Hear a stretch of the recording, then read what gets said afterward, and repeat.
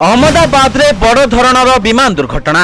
बल्लभभाई विमान बंदर निकट में खसी पड़ा यात्रीवाही विमान। विमान में मोट 242 जन यात्री थिबा सूचना।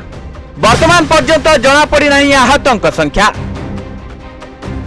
गुजरात राजधानी अहमदाबाद रे आज एक बड़ धरणर विमान दुर्घटना घटी। सरदार वल्लभभाई पटेल अंतर्जातीय विमान बंदर निकटस्थ मेघाणी नगर अंचल में एक एयर इंडिया विमान दुर्घटनाग्रस्त होइछि। प्राथमिक रिपोर्ट अनुसार एही विमान में 242 जन यात्री थिबा जणा पड़िछि। तेबे विमानटी विमान बंदर कांथ सह धक्का हेबा परे आवासिक अंचल में पड़ी नष्ट होइछि, जहा फल अहमदाबाद विमान बंदर में देखिबाकू मिलिछि बड़ धरणर दुर्घटना।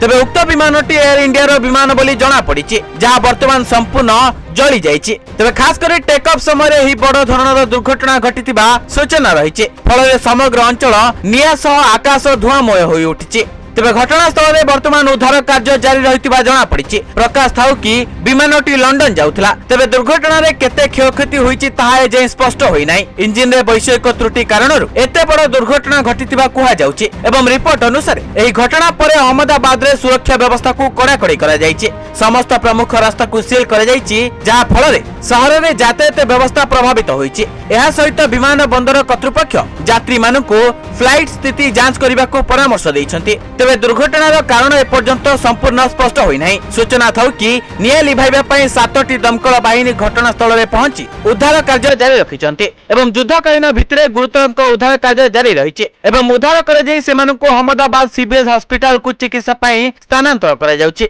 एवं उक्त घटना परे बीएसएफ जवान मानकु मध्य सेठारे नियोजित करा जाइछि एवं गृहमंत्री अमित शाह गुजरात मुख्यमंत्री सह कथा होइछन्ति। ब्यूरो रिपोर्ट न्यूज 95 बढ़िया।